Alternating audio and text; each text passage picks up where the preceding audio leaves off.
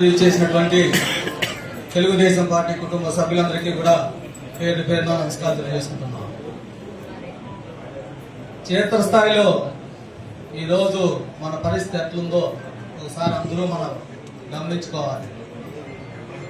చెప్పుకుంటే సిగ్గుచేటు కానీ 3% ఉన్నా లేదా 6% ఉన్నా ఇప్పుడే పెద్దలు చెప్పినారు, వాళ్ళు కూడా మనతో సరిసమానం భాగాలు అడుగుతూ ఎవరైతే మన మీద పోటీగా పందాలు కట్టినారో, ఎవరైతే ఆ పక్కన గెలుపు ఆపోజిట్ లో గెలుపు కోసం పందాలు కట్టారో వారిని ఈ రోజు పార్టీలోకి ఎందుకు చేర్చుకుంటున్నారో ఒకసారి పెద్దలు గమనించవలసిందిగా కోరుతున్నాను. ఎందుకంటే నేను మా మండలం సమస్య చెప్తా. మా మండలంలో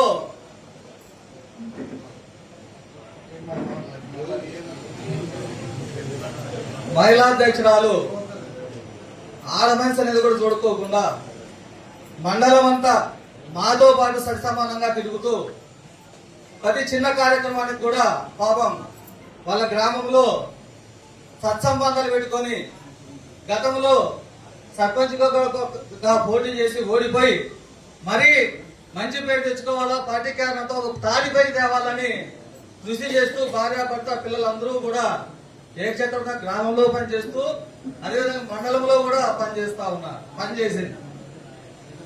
ఆమె గౌరవ పెద్దల దృష్టికి అందరికీ తీసుకొచ్చింది.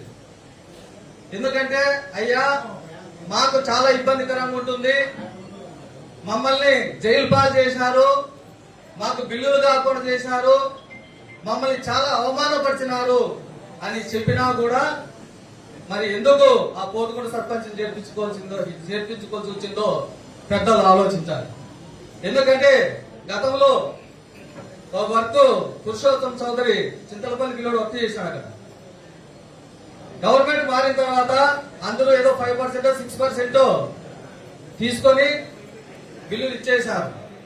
కానీ ఆ వ్యక్తి మా ఎమ్మెల్యే చెప్పినాడు 25% ఇవ్వాలని అతనితో ముక్కు పిండి వసూలు చేశాడు ఆ రోజుల్లో.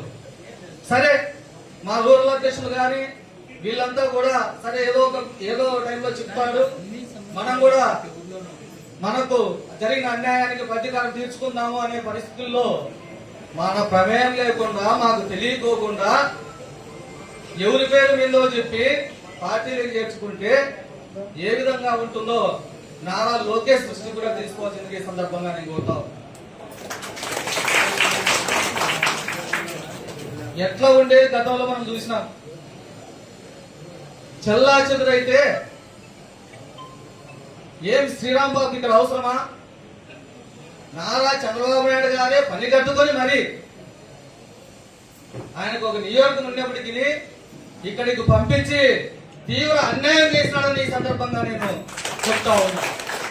ఎందుకంటే అధికారంలో ఒకవేళ అధిష్టానం ఏమైనా అనుకోవచ్చుగాక, వాళ్ళు చేసే పద్ధతి మాత్రం బాగలేదు. ఎవరు పంపమన్నారు ఇక్కడికి? ఆయన్ని పంపించినారు. సరే కూటమిలో భాగంగా ఇంకొకరికి మీరు అవకాశం కల్పించారు. ఆయన ఒంటి చేత్తో అందరినీ ఏకదాటిపైకి తెచ్చి గెలిపించిన వాస్తవమా కాదా? మరి ఇటువంటి సందర్భంలో పార్టీ ఏ విధంగా ఆయన గుర్తిస్తుందని నేను ఈ సందర్భంగా మనం చేస్తా ఉన్నా.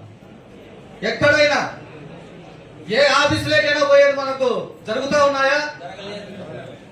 ఇప్పుడు డైరెక్ట్ గా మేము చెప్తేనే పని చేయండి. ఏం పెట్టినారా ఇన్నాళ్ళు మీకు? ఇంతకు మీరు ఏజెంట్లు కూర్చోండిరా, ఓట్లు పోయి అడిగిండ్రా, వాటిలే కూర్చున్నారా? మీకేం తెలుస్తుంది? మా కార్యకర్తలు పోతే, తెలుగుదేశం కార్యకర్తలు పోతే పని చేయదని చెప్తారా? ఏ విధంగా ఈ పరిణామాలు ఉంటాయో ఒక్కసారి మేము గమనించుకోవాల్సిందిగా కోరుతున్నాం. ఎందుకంటే చాలా తీవ్ర అసంతృప్తితో తెలుగుదేశం కేంద్రం అనేది వాస్తవం.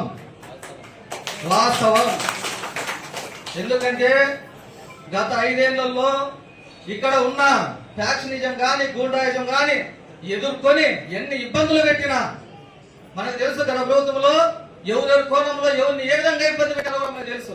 అయినప్పటికీ పని పార్టీ విడిచిపెట్టి అప్పులు చేసి మరి రాజకీయం చేస్తే ఈ రోజు కనీసం ఆఫీసులో గౌరవం లేకుండా చేస్తారా? ఇదేమి రాజకీయం? ఈ సందర్భంగా తెలుగుదేశం పార్టీ అధిష్టాన్ని నేను ప్రశ్నిస్తా ఉన్నా.